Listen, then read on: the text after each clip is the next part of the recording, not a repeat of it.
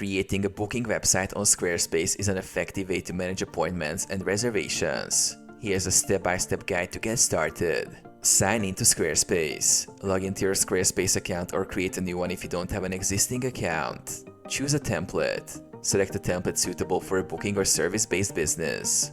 Look for templates with features like calendars and service listings. Set up a scheduling tool. Navigate to the home menu and click on Scheduling. You can integrate Squarespace scheduling to manage bookings. Follow the prompts to set it up, including your availability and services offered. Add services. Create service offerings by adding descriptions, durations, and prices. This allows clients to choose what they want to book. Create a booking page. In the Pages menu, add a new page for bookings. Link this page to your scheduling tool, ensuring clients can easily access it. Customize design elements. Use the design settings to adjust fonts, colors, and layouts, ensuring a user-friendly experience that reflects your brand. Set up payment processing.